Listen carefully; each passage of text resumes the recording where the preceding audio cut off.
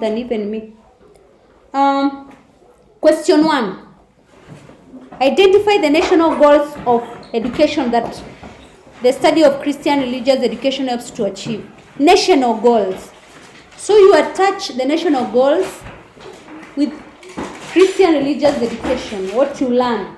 Number 1 is national unity, promotes peace and stability, enhances international cooperation, fosters social cohesion, promotes individual development and self-fulfillment, promotes sound morals and religious values, promotes positive attitude towards good health and environmental protection.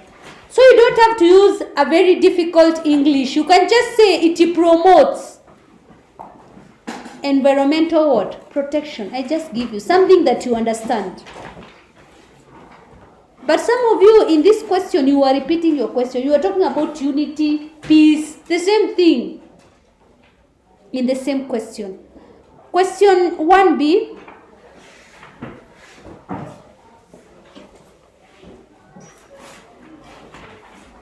State characteristics of God demonstrated in Genesis chapter 3. So here is God gives instruction or God's commands. God expects obedience. God is just. Or God punishes wrongdoers. God is all-knowing or omniscient. God is the provider. God is merciful and God is concerned. You have to start with God is what? Because you've been told the characteristics of God. Question 1c. Ways in which Christians show respect to God in the society. How do you respect God? And as a Christian, there are things that you do as a Christian that show respect to God. So you set a day to worship God. You set aside holy places of worship. You do not mention God's name in vain. You live exemplary life. That is, you keep God's commands. Christians also pray to God, depend on Him for their needs. They give offerings.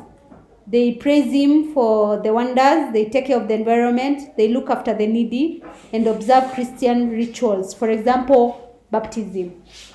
The problem with this question, some of you started saying we. You cannot say we. If it's just Christian, you say they or Christians. You cannot say we. If you begin you answer like that, that's a problem. Question 2a. Ways in which God rewarded Abraham's faith. Reward. How did He reward him? For his faith. He gave him a son after being childless for long. He was given the land of Canaan. He was blessed with wealth. If you say wealth, you don't have to mention it's gold, silver, servants and livestock. You just say blessed him with wealth. He was given many descendants. He died at an old age. He protected Abraham from his enemies.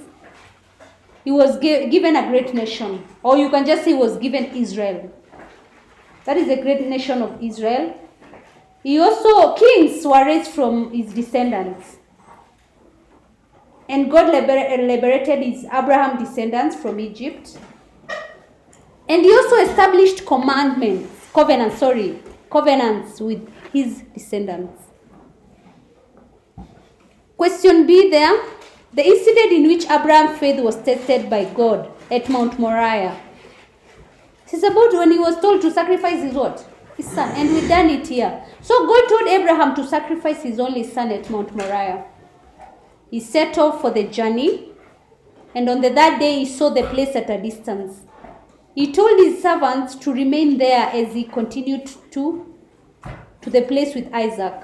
He made Isaac to carry firewood as he carried the knife and the firewood for sacrifice. He made Isaac to carry the firewood as he carried the knife for the sacrifice. Isaac asked his father where the sacrificial lamb was.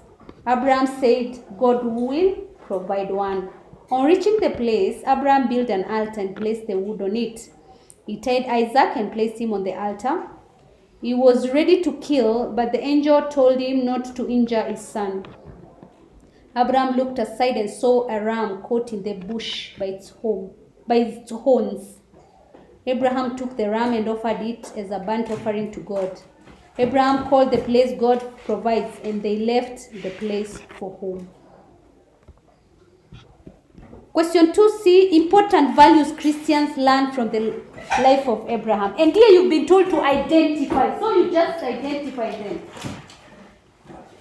Identify 6 important values Christians learn from the life of Abraham. So what values? Obedience, respect, perseverance, loyalty, humility, tolerance, reverence, and also faithfulness or faith. Question 3A. How did King Ahab fail in upholding the covenant way of life during his rule in Israel? How did he fail? And you've been taught very well King Ahab. And then people are talking about King Solomon. I don't know why you are talking about Solomon. You've been told Ahab. That means you're not keen during the exam. So he married a Phoenician against God's wish to marry many foreigners. He supported his wife in his endeavor to introduce idolatry in Israel. He supported his wife who persecuted God's prophets. Baalism was made the official national religion through his consent. He refused to heed the words of God's prophets, especially Elijah. He also looked at God's prophet as his enemy. That is, he looked at Elijah as his enemy. He committed murder of innocent life. That is, he killed what? Naboth. He didn't respect the law of ancestral land. He coveted Naboth's piece of land, which was ancestral. He was also greedy, for he took over Naboth's land and made it its own. He participated in evil scheme to have Naboth accused falsely and finally killed. He did not lead the people in the covenant way of life. So that's how he failed.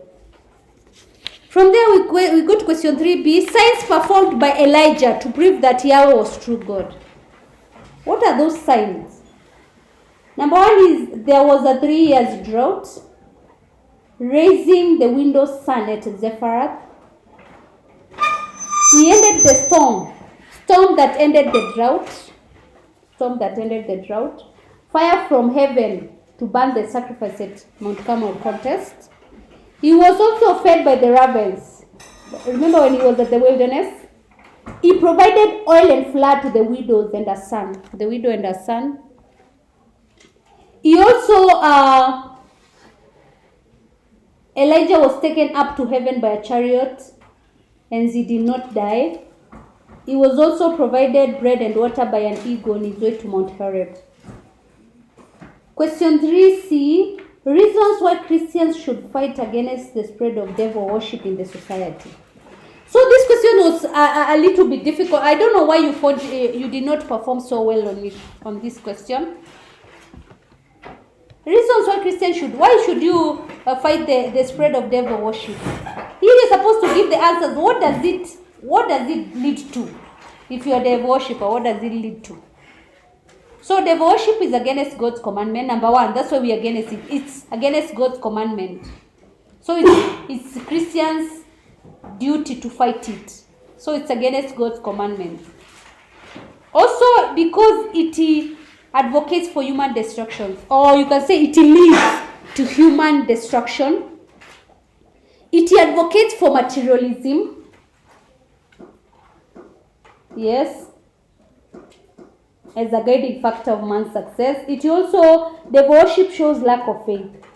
It shows that you don't rely on God for provision.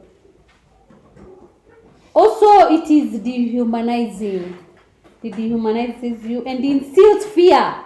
If you're told to sacrifice your own blood, it instills fear on God's people. That's why as Christians we are against it, or we fight against it. Also, Christians fight it in order to warn people of God's judgment. If you need, there is God's judgment. You'll incur God's judgment.